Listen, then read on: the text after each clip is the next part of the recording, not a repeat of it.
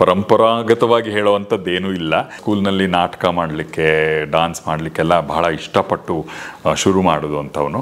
ನನ್ನ ಇಡೀ ಜರ್ನಿನಲ್ಲಿ ನನ್ನನ್ನು ರೂಪಿಸಿದವರು ಅಥವಾ ಆ ಕಡೆಗೆ ಒಂದು ದಿಕ್ಕು ತೋರಿಸಿದವರೆಲ್ಲ ನಮ್ಮ ಮೇಷ್ಟ್ರುಗಳೇ. ಪ್ರೈಸ್ ಬಂದಮೇಲೆ ಒಂಥರ ಒಂದು ಉತ್ಸಾಹ ಬಂದ್ಬಿಡುತ್ತೆ, ಕಿಕ್ಕೋದು. Doctor H.S. ವೆಂಕಟೇಶ್ ಮೂರ್ತಿಯವರು ನಮ್ಮ ಕನ್ನಡ ಮೇಷ್ಟ್ರು. ಇನ್ಫ್ಯಾಕ್ಟ್ ನಮ್ಮ ತಾತನ ಕಾಲದಿಂದಲೂ ಬೆಂಗಳೂರಿನಲ್ಲೇ ಇರೋರು. ನಮ್ಮ ತಾತ ಇದ್ದಿದ್ದು ಊರು ಅಂತ ಏನಿದೆ ಗೊಟ್ಟಿಗೆರೆ ಅಂತ, ಅದು ಈಗ ಬೆಂಗಳೂರೇ ಆಗೋಗಿ, ಏನೋ ಹಾರ್ಡ್ ಕೋರ್ ಬೆಂಗಳೂರಿನವನಾಗೋಗಿದ್ದೀನಿ. ಬರ್ತಪ್ಪ, ನೀವು ಬರಲ್ವಾ? ಆಲೆ ಮನೇಲಿ ಸ್ವಲ್ಪ ಕೆಲಸ ಇದೆ. ಓಕೆ, ನೀವು ಹೋಗಿ ಬನ್ನಿ. ನೀವು ಬಂದಿರೋ ಚೆನ್ನಾಗಿರೋದು. ಹೋಗ್ಲಿ ಬಿಡಿ, ನೀನು ನಡಿಯಪ್ಪ. ತೊಲಗ್ತು ಶನಿ. ಇವನಂಡಿಗೆ ಜಾಗ ಇಲ್ಲ, ಇನ್ನು ನನ್ನ ಕರಿತಾನೆ.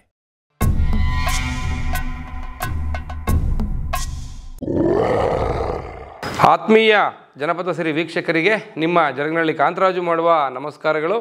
ಸ್ನೇಹಿತರೆ, ಇವತ್ತೊಂದು ಶುಭ ದಿನ. ಕಾರಣ ಏನು ಅಂತಂದರೆ, ಕನ್ನಡ ಚಿತ್ರರಂಗದ ಖ್ಯಾತ ನಟರೊಬ್ಬರು ಇವತ್ತು ನಮ್ಮ ಜನಪದ ಸಿರಿ ಸ್ಟುಡಿಯೋಸಲ್ಲಿದ್ದಾರೆ. ಸ್ನೇಹಿತರೆ, ತಮಗೆಲ್ಲ ತಿಳಿದಿರೋ ಹಾಗೆ ಕನ್ನಡ ಚಿತ್ರರಂಗದ ಖ್ಯಾತ ನಟರಾಗಿರ್ತಕ್ಕಂಥ ಶ್ರೀ ಸುಂದರ್ರವರು ನಮ್ಮೊಟ್ಟಿಗಿದ್ದಾರೆ.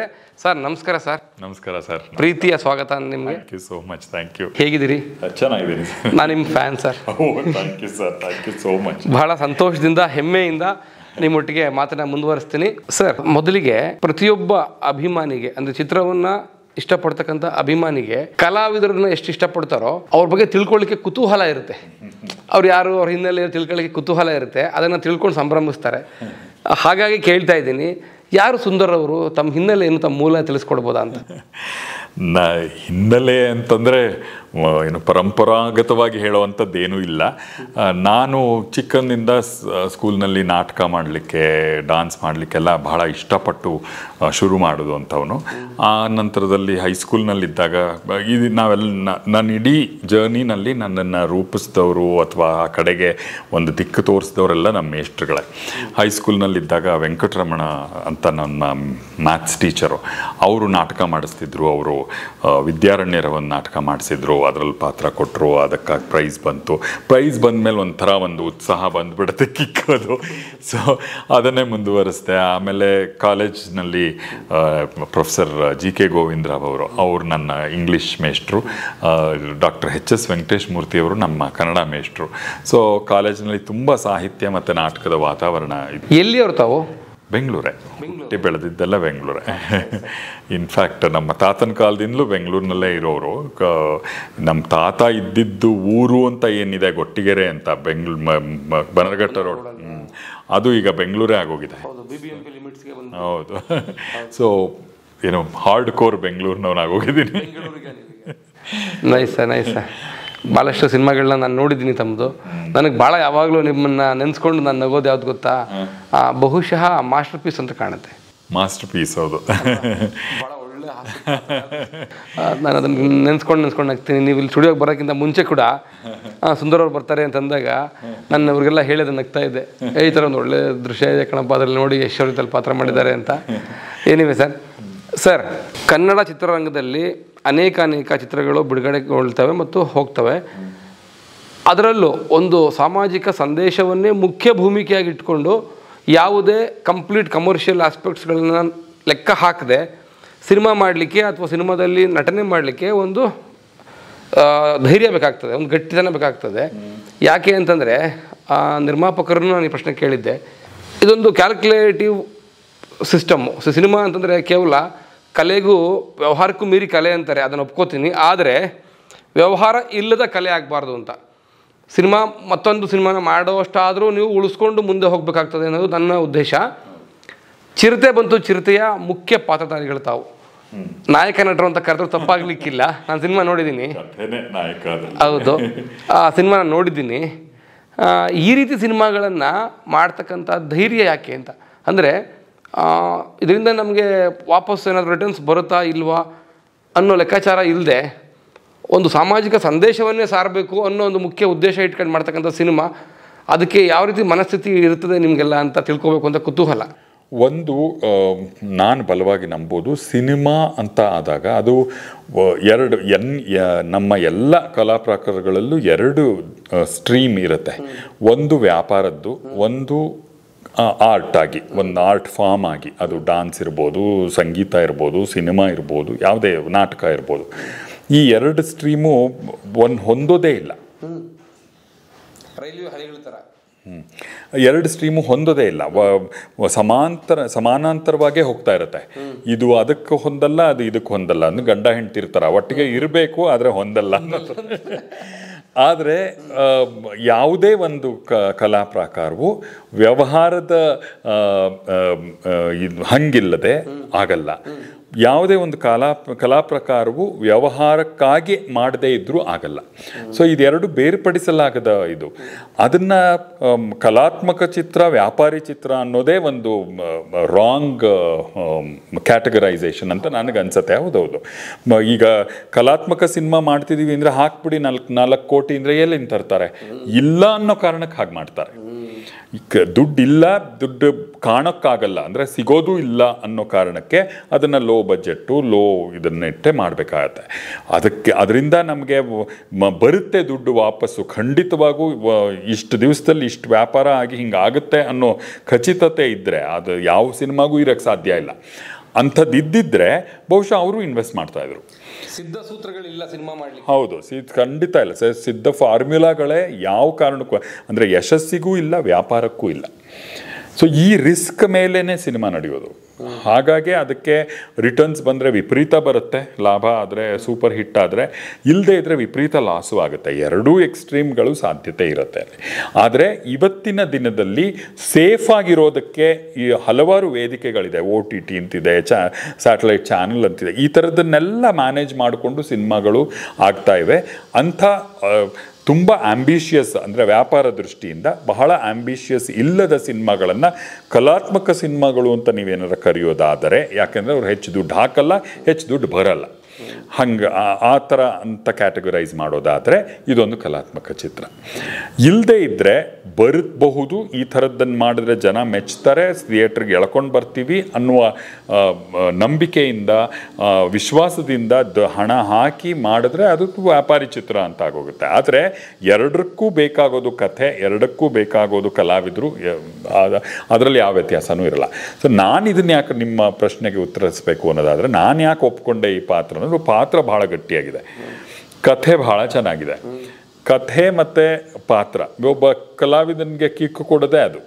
ಒಳ್ಳೆ ಪಾತ್ರ ಸಿಗ್ಬೋದ ಹಂಟ್ ಮಾಡ್ತಿರ್ತೀವಿ, ಅದರಿಂದ ಹೆಚ್ಚು ದುಡ್ಡು ಬರುತ್ತೋ ಇಲ್ವೋ ಅನ್ನೋದು ಒಂದು ಕಡೆಗೆ ಸೆಕೆಂಡ್ರಿ ಆಗೋಗುತ್ತೆ. ನಾನು ಯಾವಾಗಲೂ ಹೇಳ್ತಿರ್ತೀನಿ, ಒಂದು ಕೆಲಸಕ್ಕೆ ಒಪ್ಕೊಂಡಾಗ ನನಗೆ 2 ವಿಚಾರದಲ್ಲಿ ಒಂದಾದರೂ ಪೂರೈಸಬೇಕು ಅಂತ. ಒಂದು ಜಾಬ್ ಸ್ಯಾಟಿಸ್ಫ್ಯಾಕ್ಷನ್ನು, ಇಲ್ಲ ಜೇಬ್ ಸ್ಯಾಟಿಸ್ಫ್ಯಾಕ್ಷನ್ನು ಅಂತ. ಚೆನ್ನಾಗಿ ದುಡ್ಡು ಬರುತ್ತೆ ಅನ್ನೋದಾದರೆ ಎಂಥದ್ದಾದರೂ ಸರಿ ಮಾಡಿ ಬಿಸಾಕೋಣ ಅಂತ. ಇನ್ನೊಂದು ತುಂಬ ಚೆನ್ನಾಗಿದೆ, ದುಡ್ಡು ಬರಲ್ಲ ಅನ್ನೋದಾದರೂ ಮಾಡೋಣ ಅಂತ. ಸೊ ಈ ಎರಡರಲ್ಲಿ ಒಂದು ಆಯ್ಕೆ ಮಾಡ್ಕೋಬೇಕಾಗತ್ತೆ. ಒಂದಾಗದೆ ಇದು ಏನು ಸ್ಯಾಟಿಸ್ಫೈ ಆಯಿತು? ಚಿರತೆ ಬಂದು ಚಿರತೆಯಿಂದ ಪಾತ್ರ ಆಫ್ಕೋರ್ಸ್. ಹೌದು, ಈ ಪಾತ್ರಕ್ಕಾಗಿ ಕಿಟ್ಟಿ ಸರ್ರು 1-2-3 ಕಲಾವಿದರನ್ನ ಮನಸ್ಸಿನಲ್ಲಿ ಇಟ್ಕೊಂಡಿದ್ರು, ಹಿರಿಯ ಕಲಾವಿದರುಗಳನ್ನೇ ಇಟ್ಕೊಂಡಿದ್ರು.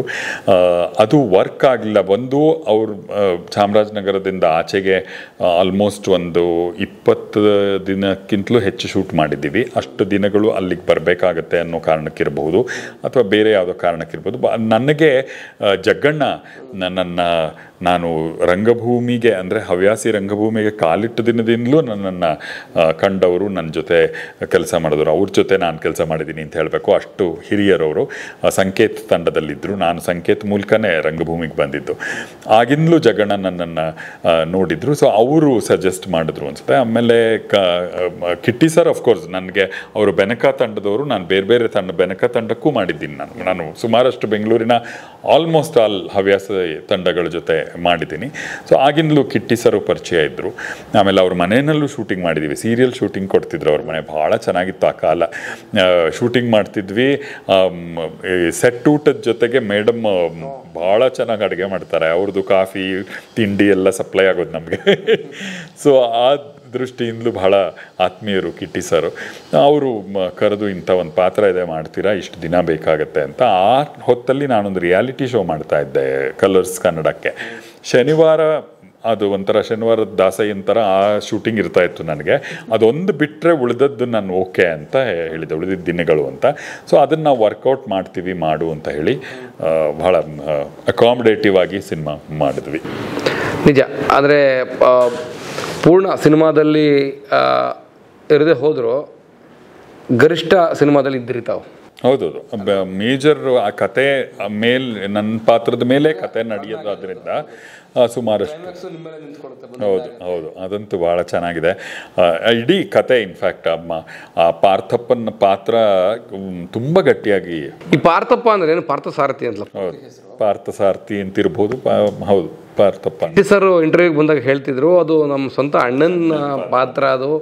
ಮತ್ತು ಆ ಗನ್ ಕೊಡೋದು, ಅಪ್ಪ ಗನ್ ಕೊಡೋದು, ಇದೆಲ್ಲ ನಮ್ಮ ಮನೇಲಿ ನಡೆದಂಥ ನಿಜ ಘಟನೆ ಅಂತ ಹೇಳ್ತಿದ್ರು. ಹಿರಿಯ ಕಲಾವಿದರೊಬ್ಬರು ನಿಮ್ಮ ಪಾತ್ರವನ್ನು ಇಷ್ಟಪಟ್ಟಿದ್ರು, ಅದನ್ನು ನಾನೇ ರಿಜೆಕ್ಟ್ ಮಾಡಿದೆ, ಇಲ್ಲ ಸುಂದರ ಮಾಡಬೇಕಿದ್ದನ್ನು ಅಂತ ರಿಜೆಕ್ಟ್ ಮಾಡಿದೆ ಅಂತಲೂ ಕೂಡ ತಿಳಿಸ್ಕೊಟ್ಟಿದ್ರು. ಸರ್, ನಿಮಗೆ ಆ ರಂಗಭೂಮಿಯಿಂದ ಬಂದಂಥ ಮಾಗಿದ ನಟನಾಗಿ ಈ ರೀತಿ ಒಂದು ಸಾಮಾಜಿಕ ಸಂದೇಶವುಳ್ಳ ಸಿನಿಮಾಗಳನ್ನು ಒಪ್ಕೊಂಡು ಮಾಡಿದ್ರಲ್ಲ ನೀವು, ಏನು ವಿಶೇಷತೆ ಕಂಡ್ರಿ ಚಿರತೆ ಬಂದು ಚಿರತೆ ಸಿನಿಮಾದಲ್ಲಿ? ಅದೇ ಆ ಪಾತ್ರವೇ, ಮತ್ತು ಅದ್ರ ಜೊತೆಗೆ ಆ ಕಥೆಯ ಉದ್ದೇಶ ಏನಿದೆಯಲ್ಲ ಅದು ಭಾಳ ಘನವಾದದ್ದು. ಭಾಳ ಏನು ನಿಮ್ಮ ಒಂದು ಆಲೋಚನೆಯಲ್ಲಿ ಏನು ಉದ್ದೇಶ ಇರ್ಬೋದು ಸಿನಿಮಾದು ಅಂತ ನೀವು ಅನ್ಕೊಂಡಿದ್ದೀರಿ? ಎಲ್ಲರಿಗೂ ಬದುಕೋಕ್ಕೆ ಅವಕಾಶ ಕೊಡಬೇಕು ಅನ್ನೋದಿದೆಯಲ್ಲ. ನಾವು ಮನುಷ್ಯರಾಗಿ ನಾವು ತುಂಬ ಸುಪೀರಿಯಾರಿಟಿ ಕಾಂಪ್ಲೆಕ್ಸಲ್ಲಿ ಇರ್ತೀವಿ. ನಾವು ಮನುಷ್ಯರು, ನಾವು ಸಾಕಿದ್ರೆ ನಾಯಿ ಬೆಳಿಬೇಕು, ನಾವು ಸಾಕಿದ್ರೆ ನಮಗೆ ಬೇಕಾದರೆ ಸೊಳ್ಳೆ ಇರಬೇಕು, ನಮಗೆ ಬೇಕಾದರೆ ಈ ಥರ ನಮ್ಮ ದೃಷ್ಟಿಯಿಂದಲೇ ಇಡೀ ಜಗತ್ತಿರಬೇಕು ಅಂತ ನಾವು. ಹಾಂ, ಅದೆಲ್ಲ ಇದ್ದರೆ ಅದು ನಮ್ಮ ಉಪಯೋಗಕ್ಕೆ. ಉಪಯೋಗ ಇಲ್ವಾ ಅದನ್ನು ಟೋಟಲಿ ಡಿಸ್ಕಾರ್ಡ್ ಮಾಡಿಬಿಡೋಣ ಅಂತ ಎಲ್ಲವನ್ನ ವಿನಾಶ ಮಾಡ್ತಾ ಬರ್ತಿದ್ದೀವಿ. ಆದರೆ ಪ್ರಕೃತಿಗೆ ಎಲ್ಲವೂ ಬೇಕು, ಅದರ ಒಂದು ಸೈಕಲ್ಗೆ ಎಲ್ಲನೂ ಇರಬೇಕು. ಅದಕ್ಕೆ ತೊಂದರೆ ಆಗದಂತೆ ಬದುಕಬೇಕಾದವ್ರು ನಾವು. ಅಂದರೆ ಪ್ರಕೃತಿ ಜೊತೆಗೆ ನಾವಿರಬೇಕು, ನಮಗಾಗಿ ಪ್ರಕೃತಿ ಅಲ್ಲ. ಆ ಕಾನ್ಸೆಪ್ಟನ್ನು ಜೊತೆಗೆ ಒಂದು ವೈಲ್ಡ್ ಲೈಫ್, ಕ್ರೂರ ಮೃಗ ಒಂದು ನಮಗೆ ತೊಂದರೆ ಮಾಡ್ತಾ ಇದೆ ಅನ್ನೋ ಕಾರಣಕ್ಕೆ ಅದನ್ನೇ ನಾಶ ಮಾಡೋದಲ್ಲ, ಅದಕ್ಕೂ ಬದುಕು ಅವಕಾಶ ಕೊಡಬೇಕು ಅನ್ನೋದಿದೆಯಲ್ಲ, ಅದು ಬಹಳ ಆಪ್ತ ಅನ್ನಿಸ್ತು. ಆ್ಯಂಡ್ ಇವತ್ತಿನ ದಿನದಲ್ಲಿ ತುಂಬ ಬೇಕಾದ ವಿಷಯ ಇದು. ಯಾಕಂದರೆ ನಾವು ಈಗಾಗಲೇ ಸಾಕಷ್ಟು ವಿನಾಶಗಳನ್ನು ಮಾಡಿಬಿಟ್ಟಿದ್ದೀವಿ, ಸಾಕಷ್ಟು ದುರಂತಗಳು ಮನುಷ್ಯನಿಂದಲೇ ಆಗಿರೋದು. ಆ್ಯಂಡ್ ಈ ವೈಪರೀತ್ಯಗಳೆಲ್ಲ ಆಗ್ತಿರೋದು ಆ ಕಾರಣಕ್ಕೇ. ನಾವು ಬರೀ ಜೀವಿಗಳ ಬಗ್ಗೆ ಅಲ್ಲ, ಸಸ್ಯರಾಶಿಗಳ ಬಗ್ಗೆ, ಕಾಡಿನ ಬಗ್ಗೆ, ಇದೆಲ್ಲವನ್ನ ನಾವು ಈ ಸಿನಿಮಾದ ಮೂಲಕ ಚರ್ಚೆ ಮಾಡ್ತೀವಿ. ನನಗೆ ಸಿನಿಮಾ ನೋಡಿದಾಗ ನನಗೇನು ಅನ್ನಿಸ್ತು ಗೊತ್ತಾ, ಸ್ವಲ್ಪ ಆಡಿಯನ್ನಾಗಿ, ವೀಕ್ಷಕನಾಗಿ, ಕಾಡು ಮೃಗಗಳಿಗೂ ಮನುಷ್ಯರಿಗೂ ಅಂತ ಏನು ಹೇಳ್ಕೊಳ್ಳೋ ಅಷ್ಟು ವ್ಯತ್ಯಾಸ ಏನೂ ಇಲ್ಲ ಅಂತ ಅನ್ನಿಸ್ತು ನನಗೆ. ಯಾವ ಕ್ರೌರ್ಯದ ವಿಷಯದಲ್ಲ, ಅಂದರೆ ನಮ್ಮ ಮಾನಸಿಕತೆಯ ವಿಷಯದಲ್ಲಿ ಈಗ ಒಂದು ಕಾಡು ಮೃಗ ಹಸಿದಾಗ ಮಾತ್ರ ಬಂದು ಬೇಟೆಯಾಡುತ್ತೆ ಅಥವಾ ಇನ್ನೊಬ್ಬನ ಮೇಲೆ ಎರಗತ್ತೆ. ಮನುಷ್ಯ ಪ್ರಾಣಿ ಸಿಗುವಂಥ ಪ್ರತಿ ಒಂದೊಂದು ಅವಕಾಶವನ್ನು ಬಳಸ್ಕೊಂಡು ಯಾವ ರೀತಿ ಕ್ರೂರತ್ವವನ್ನು, ಮೃಗತ್ವವನ್ನು ಪ್ರದರ್ಶನ ಮಾಡ್ತಾನೆ. ಅವನು ಕ್ರೂರ ಪ್ರಾಣಿಗಳಿಗಿಂತ ಕ್ರೂರಿ. ಹೌದು, ಯಾವ ಪ್ರಾಣಿನೂ ನಾಳೆಗಾಗಿ ಏನೂ ಎತ್ತಿಟ್ಕೊಳ್ಳಲ್ಲ. ಮನುಷ್ಯನು ಬಂದುಬಿಟ್ರೆ ಅವ್ನು ನಾಳೆಗಲ್ಲ, ನೆಕ್ಸ್ಟ್ ಜನ್ರೇಷನ್ನು, ಇನ್ನೊಂದು 3 ಜನ್ರೇಷನ್ಗೆ ಆಗುವಷ್ಟನ್ನ ಕೂಡ ಹಾಕಿದ್ರೂ ತೃಪ್ತಿ ಆಗಿರೋಲ್ಲ ಅವನಿಗೆ. ಅಂಥವ್ರನ್ನ ನಾವು ಭಾಳಷ್ಟು ಕಾಣ್ತಾ ಇದ್ವಿ, ರಾಜಕಾರಣಿಗಳಿಂದ ಹಿಡಿದು ಎಲ್ಲ ಬಿಸ್ನೆಸ್ ಮೆನ್ಗಳು. ಅವರು ಒಂದು ಎಂಡ್ಲೆಸ್ ಆದ ಲೆಗಸಿ ನಾವು ಅಂತಲೇ ಅಂದ್ಕೊಳ್ಳೋದು. ಅಂದರೆ ನಾವು ಸಾಯ್ತೀವಿ ಅನ್ನೋದನ್ನೇ ಫಸ್ಟ್ ಅಕ್ಸೆಪ್ಟ್ ಮಾಡಿರಲ್ಲ. ಇನ್ನು ನಮ್ಮ ಜನ್ರೇಷನ್ನು, ಅವ್ರ ಮಕ್ಕಳು ಎಲ್ರಿಗೂ ಆಗಬೇಕು ಅಂತ. ಎಲ್ಲಿಗೆ ಹೋಗ್ತಾ ಇದೀವಿ ಪ್ರಯಾಣ ಅಂತ ಗೊತ್ತಿಲ್ಲದೆ ಟ್ರಾವೆಲ್ ಮಾಡ್ತಾ ಇದ್ದಾರೆ. ಸುಮ್ಮನೆ ಗುಡ್ಡೆ ಹಾಕ್ಕೋತಾನೆ ಇರ್ತೀವಿ, ತೃಪ್ತಿ ಅನ್ನೋದೇ ಇಲ್ಲದೆ ಇರೋದು ಮನುಷ್ಯನೊಬ್ಬನಿಗೆ. ಸರ್, ತಮಗೆ ಆಸ್ ಎ ನಟರಾಗಿ ಚಿರತೆ ಬಂತು ಚಿರತೆ ಸಿನಿಮಾದಲ್ಲಿ ಯಾವ ಸೀನು, ಯಾವ ಸನ್ನಿವೇಶ ನಿಮಗೆ ಭಾಳ ಇಷ್ಟ ಆಯಿತು? Course climax. ಯಾಕಂದರೆ ಇಡೀ ಕ್ಲೈಮ್ಯಾಕ್ಸಿನ ಇದು ನನ್ನ ಪಾತ್ರದ ಮೇಲೆ ಇರುತ್ತೆ, ನನ್ನ ಮೇಲೆ ಇರುತ್ತೆ ಇಡೀ ಅಟೆನ್ಷನ್. ಅಂದರೆ ಮತ್ತು ಆ ಇಡೀ ಸಿನಿಮಾಗೆ ಒಂದು ಕತೆಗೆ ಒಂದು ರೌಂಡ್ ಆಫ್ ಕೊಡ್ತೀನಿ ಅನ್ನೋದೇ ಒಂದು ಕಲಾವಿದನಿಗೆ ದೊಡ್ಡ ಅವಕಾಶ ಅಲ್ವಾ ಅದು. ನನಗೆ ಅದಂಗೆ ಹಾಗೆ ಅನ್ನಿಸ್ತಾ ಇರಲಿಲ್ಲ. ಸಿನಿಮಾ ನೋಡ್ತಿದ್ನಲ್ಲ ನಾನು, ನಿಮ್ಮ ಮೇಲೆ ರನ್ ಆಗ್ತದೆ ಸಿನಿಮಾ ಅಂತ ನಾನಂತೂ ಎಕ್ಸ್ಪೆಕ್ಟ್ ಮಾಡಲಿಲ್ಲ. ಒಬ್ಬ ಸಾಮಾಜಿಕ ಕಳಕಳಿ ಇರುವಂಥ ಒಬ್ಬ ವ್ಯಕ್ತಿ, ಊರಿನ ಬಗ್ಗೆ, ತನ್ನ ಸಮುದಾಯದ ಬಗ್ಗೆ, ತನ್ನ ಪರಿಸರದ ಬಗ್ಗೆ ಕಾಳಜಿ ಇರುವಂಥ ಒಬ್ಬ ವ್ಯಕ್ತಿ ಅಂತ ಅಂದ್ಕೊಂಡು ಹೋಗ್ತೀವಿ ಸಿನಿಮಾ. ನನಗೆ ತಿಳಿಸ್ಕೊಡಿ, ವೀಕ್ಷಕರಿಗೆ ತಿಳಿಸ್ಕೊಡಿ, ಸಿನಿಮಾನ ಖಂಡಿತವಾಗ್ಲೂ ಚಿರತೆ ಬಂತು ಚಿರತೆ ಒಂದ್ಸಲ ನೋಡಬೇಕು ಅಂತ ಅವ್ರಿಗೂ ಕೂಡ ಒಂದು ಕ್ಯೂರಿಯಾಸಿಟಿ ಬಿಲ್ಡ್ ಆಗಲಿ ಅಂತ ಕೇಳ್ತಾ ಇದ್ದೀನಿ. ಕ್ಲೈಮ್ಯಾಕ್ಸಲ್ಲಿ ಚಿರತೆಯನ್ನು ಬೋನಿಗೆ ಬೀಳಿಸಿರ್ತಾರೆ. ಅದು ಅಲ್ಲಿಂದ ನಾಪತ್ತೆ ಆಗ್ಬಿಡುತ್ತೆ. ಅದ್ರಲ್ಲಿ ನಿಮ್ಮ ಪಾತ್ರ ಏನು?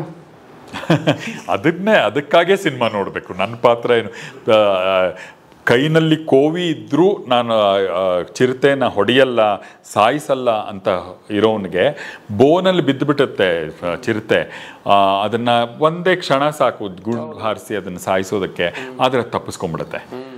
ತಪ್ಪಿಸ್ಕೊಂಡು ಬಿಟ್ಟಿದ್ದಕ್ಕೆ ಕಾರಣಗಳೇನು, ಮತ್ತು ಆ ನಂತರದಲ್ಲಿ ಅದು ಮತ್ತೆ ಅದನ್ನು ಹಿಡಿಬೇಕು ಅಂತಾಗಲಿ ಅಥವಾ ಅದನ್ನು ಸಾಯಿಸಬೇಕು, ಮನುಷ್ಯನಿಗೆ ಕೊಡ್ತಿರೋ ತೊಂದರೆ, ದನಕರುಗಳಿಗೆ ಕೊಡ್ತಾ ಇರೋ ತೊಂದರೆಯಿಂದ ಹಳ್ಳಿಗರನ್ನ ಮುಕ್ತನ, ಅದು ದೊಡ್ಡ ಉದ್ದೇಶವೇ.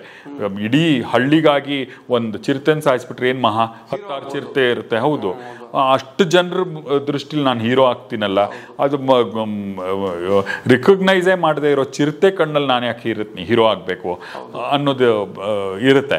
ಸೊ ಅದೆಲ್ಲವನ್ನ ಮೀರಿ ಒಂದು ಸಿದ್ಧಾಂತವನ್ನು, ಒಂದು ಫಿಲಾಸಫಿಯನ್ನು ಈ ಪಾತ್ರ ಹೇಳುತ್ತಲ್ಲ, ಅದು ಚಿತ್ರದ ಗಟ್ಟಿ ಸಂದೇಶ ಅದು. ಆ್ಯಂಡ್ ಅದು ಸಿಂಪೋಸಿಯಂ ಅಂತೀವಿ, ಸಹಬಾಳ್ವೆ. ಅವರೂ ಇರಬೇಕು, ನಾವೂ ಇರಬೇಕು, ದಿಸ್ ನೋ ಕಾಂಪಿಟೇಷನ್, ನಾನು ಮೇಲಿರಬೇಕು, ನೀನು ಹಿಂಗಿಲಿರಬೇಕು ಅಥವಾ ಆ ಥರದ್ದಲ್ಲ. ಎಲ್ಲರೂ ಒಟ್ಟಿಗೆ ಸಹಬಾಳ್ವೆಯ ಒಂದು ಸಂದೇಶ. ಕಾಡು ಪ್ರಾಣಿ ಆಗಿರ್ಬೋದು, ಸಾಕು ಪ್ರಾಣಿ ಆಗಿರ್ಬೋದು, ಪಕ್ಕದ ಮನೆಯವರಾಗಿರ್ಬೋದು, ನನ್ನ ಶತ್ರುಗಳು ಅನ್ನಿಸ್ಕೊಂಡಿರೋರು ಇರ್ಬೋದು, ಎಲ್ಲರೂ ಬೇಕಾಗ್ತಾರೆ ಸೊಸೈಟಿಗೆ, ಒಂದು ಸಮಾಜಕ್ಕೆ, ಒಂದು ಪ್ರಕೃತಿಗೆ. ಸೊ ಅದೆಲ್ಲವನ್ನ ಇಂಟ್ಯಾಕ್ಟಾಗಿ ಎಲ್ಲೆಲ್ಲಿರಬೇಕೋ ಅಲ್ಲಲ್ಲೇ ಅಷ್ಟಷ್ಟೇ ಮಟ್ಟಕ್ಕೆ ಇಟ್ಕೊಂಡು ಮಾಡಬೇಕು ಅನ್ನೋ ಸಂದೇಶ ಕೊಡುತ್ತೆ. ನಾವು ಇವತ್ತು ಸೈಟ್ಗಳನ್ನು ಮಾಡೋ ಭರದಲ್ಲಿ ಎಲ್ಲ ಪ್ರಾಣಿಗಳ ಜಾಗಕ್ಕೆ ಬಂದಿದ್ದೀವಿ. ನಮ್ಮ ಮನೆ ಮುಂದೆ ಒಂದು ಹಾವು ಬಂದುಬಿಟ್ರೆ ಕಡ್ದು ಹಾಕಿಬಿಡ್ತೀವಿ. ಅದರ ಜಾಗ ಅದು, ಬಹುಶಃ ಅದರ ಬಿಲ ಅಲ್ಲಿತ್ತೇನೋ, ಆ ಜಾಗದ ಮೇಲೆ ನಾವು ಕಟ್ಕೊಂಡಿದ್ದೀವಿ ಅಂತ ನಮಗೆ ಅರಿವಿಗೆ ಬರಬೇಕು. ಏನೋ ವಾಸ್ತುಶಾಸ್ತ್ರ ಮಾಡುವಾಗ ಒಂದಷ್ಟು ಹಾಲು ತುಪ್ಪ ಎಲ್ಲ ಹಾಕ್ಬಿಟ್ಟು ಭೂಮಿ ತಾಯಿ ತಣಿಸ್ಬಿಟ್ಟಿದ್ದೀವಿ, ನಾವು ಕಟ್ಕೋಬೋದು ಅಂತ ಮನೆ ಕಟ್ಟಿಬಿಡ್ತೀವಿ. ಆದರೆ ಅದರ ಮನೆ ನಮ್ಮದಲ್ಲ, ಇನ್ಯಾರದ್ದೋ ಆಗಿತ್ತು ಅನ್ನೋದು ನಾವು ಮರೆತು ಬಿಡ್ತೀವಿ. ಜನ ಕಮರ್ಷಿಯಲ್ ಸಿನಿಮಾಗಳ ಈ ಅದ್ಧೂರಿ ಒಂದು ಅಲೆಗಳ ನಡುವೆ ಬರ್ತಕ್ಕಂಥ ಈ ರೀತಿ ಸಾಮಾಜಿಕ ಸಂದೇಶಗಳನ್ನು ಹೊತ್ತು ಬರ್ತಕ್ಕಂಥ ಈ ಸಿನಿಮಾವನ್ನು ಯಾಕೆ ನೋಡಬೇಕು ಅಂತ ತಾವು ಹೇಳ್ತೀರಿ? ಸಿನಿಮಾ ಯಾಕೆ ನೋಡಬೇಕು ಅನ್ನೋದು ಪ್ರೇಕ್ಷಕರು ಟೇಕ್ ಅವೇ ಮೇಲಿರುತ್ತೆ. ಅಂದರೆ ನಾವೇನೇನು ಎಕ್ಸ್ಪೆಕ್ಟ್ ಮಾಡ್ತೀವಿ ಅಂತ. ನಾವು ಒಂದು ಸಿನಿಮಾಗೆ ಹೋದರೆ ಅಲ್ಲೊಂದು 4 ಫೈಟು, 1-2 ಅದ್ಭುತವಾದ ಹಾಡು, ಚಂದದ ಹೀರೋ, ಅದ್ಭುತವಾಗಿ ಕಾಣುವಂಥ ಹೀರೋಯಿನ್ನು, ಈ ಥರದನ್ನೆಲ್ಲ ಎಕ್ಸ್ಪೆಕ್ಟ್ ಮಾಡ್ಕೊಂಡು ಹೋಗೋದು ಒಂದಾದರೆ, ಇನ್ನೇನೋ ಒಂದು ಎಕ್ಸ್ಪೀರಿಯನ್ಸ್. ಯಾಕಂದರೆ ನಾವು ಎಲ್ಲವನ್ನೂ, ಎಲ್ಲ ಥರದ ಬದುಕನ್ನು ಕಂಡಿರೋದೇ ಇಲ್ಲ. ಸೊ ಆ ಬದುಕನ್ನು, ಯಾವುದೋ ಒಂದು ಗುಡ್ಡಗಾಡಿನ ಜನರ ಬದುಕನ್ನು ಮೇಲಿರೋ ಸಿನಿಮಾ ಅಥವಾ ಇನ್ಯಾವುದೋ ಒಂದು ಸ್ಲಮ್ಮಲ್ಲಿ ಇರುವ ವ್ಯಕ್ತಿಗಳ ಬಗ್ಗೆ ಇರುವ ಸಿನಿಮಾ, ನಾವಲ್ಲಿ ಬದುಕಿಲ್ಲ, ನೋಡಿಲ್ಲ. ಸೊ ಆ ಅನುಭವ ಗಳಿಸ್ಕೊಳಕ್ಕೆ ಹೋಗ್ತೀನಿ ಅಂತ ಹೋಗೋ ಪ್ರೇಕ್ಷಕರು ಇರ್ಬೋದು. ಅಥವಾ ಈ ಕಥಾವಸ್ತುವಿನಿಂದ ಏನನ್ನಾದರೂ ನನ್ನ ಜೀವನಕ್ಕೆ ಅಥವಾ ನನಗೆ ಅಳವಡಿಸ್ಕೊಳ್ಳೋಕ್ಕೆ ಸಾಧ್ಯ ಆಗ್ಬೋದಾ ಅಂತ ಬರೋ ಪ್ರೇಕ್ಷಕ ಇರ್ಬೋದು. ಸೊ ಹೀಗೆ ಬೇರೆ ಬೇರೆ ಅಗತ್ಯಗಳಿರುತ್ತೆ ಆಡಿಯನ್ಸ್ಗೆ, ಪ್ರೇಕ್ಷಕರಿಗೆ.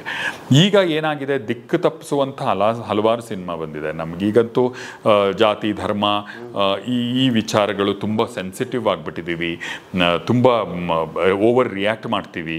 ಇದನ್ನು ಎಲ್ಲೋ ವೈಭವೀಕರಿಸಿದೆ ಅಂತಂದರೆ ತಕ್ಷಣ ಕ್ಯಾಚ್ ಆಗಿಬಿಡುತ್ತೆ. ಇನ್ಯಾರಿಗೋ ಒಂದು ಜನಾಂಗಕ್ಕೆ ಅಥವಾ ಒಂದು ಧರ್ಮಕ್ಕೆ ಅನ್ಯಾಯ ಆಗಿದೆ ಅಂದರೆ ಓವರ್ ರಿಯಾಕ್ಟ್ ಆಗಿಬಿಡ್ತೀವಿ. ಸೊ ಆ ಥರದ್ದು ತುಂಬ ಈಸಿ ಮಾಡೋದು, ಅಂದರೆ ಆ ಥರದ್ದು ಸೆಳೆಯೋದು ಬಹಳ ಸುಲಭ.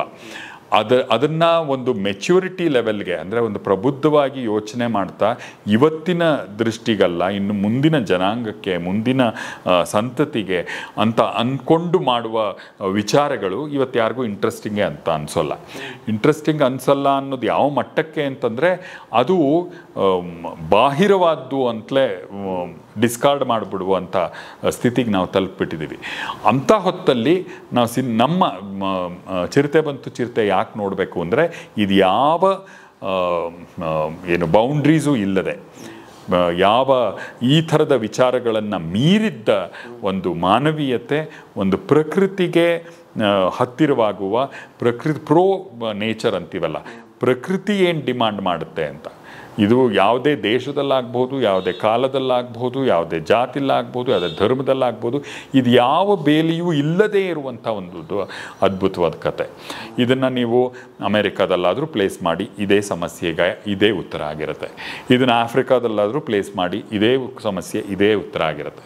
ಸೊ ಇದೊಂದು ಅಷ್ಟೊಂದು ಸಾರ್ವತ್ರಿಕವಾದ ಒಂದು ಸಬ್ಜೆಕ್ಟ್ ಆಗಿರೋದ್ರಿಂದ ನೋಡಬೇಕು. ನೀವು ಸಿನಿಮಾ ಬಿಡುಗಡೆ ಆದಮೇಲೆ ನೋಡಿದ್ರಾ? ನೋಡಿದ್ದೀನಿ. ಅನ್ಫಾರ್ಚುನೇಟ್ಲಿ ಸಿನಿಮಾ ಬಿಡುಗಡೆ ವೇಳೆಯಲ್ಲಿ ನಾನು ಇರಲಿಲ್ಲ, ಆಸ್ಟ್ರೇಲಿಯಾಗೆ ಹೋಗಿದ್ದೆ. ಸೊ ಥಿಯೇಟ್ರ್ನಲ್ಲಿ ಆ ಜನ ಬರೋದು, ಅವ್ರ ರಿಯಾಕ್ಷನ್ಸ್ನೆಲ್ಲ ಬಹಳ ಮಿಸ್ ಮಾಡಿಕೊಂಡೆ ಅಫ್ಕೋರ್ಸ್. ಆದರೆ ಆಮೇಲೆ ನೋಡಿದೆ. ನಾಯಕ ನಟರಾಗಿ ಇದಕ್ಕೆ ಮುಂಚೆ ಸಿನಿಮಾ ಮಾಡಿದ್ರಾ ಸರ್? ಹಾಂ, ಮೇನ್ ರೋಲ್ ನನ್ನ ಕತೆಗೆ ನನ್ನ ಮೇಲೆ ಒಂದು ನಡೀತಾ ಇದೆ ಅನ್ನೋ ಹಾಗೆ ದೂರದರ್ಶನ ಅಂತ ಒಂದು ಸಿನಿಮಾ ಮಾಡಿದೆ. ಸುಕೇಶ್ ಶೆಟ್ಟಿ ಅವರು ನಿರ್ದೇಶನ ಮಾಡಿದ್ರು. ಅಫ್ಕೋರ್ಸ್ ಅದರಲ್ಲಿ ಪೃಥ್ವಿ ಅಂಬರ್ ಮತ್ತು ಆಯಾನ ಅಂತ ನಾಯಕ ನಾಯಕಿ ಅವ್ರ ಮೇಲೆ ರೊಮ್ಯಾಂಟಿಕ್ ಸಾಂಗ್ಸು ಅದು ನೀವು ಕರೆಯೋದಾದರೆ ಅದು ಕಮರ್ಷಿಯಲ್ ಸಿನಿಮಾ. ಬಿಕಾಸ್ ಅವ್ರ ಮೇಲೆ ಒಂದು ಹಾಡಿದೆ, ಎಲ್ಲ ಫೈಟ್ಗಳಿದೆ, ಎಲ್ಲ ಇದೆ.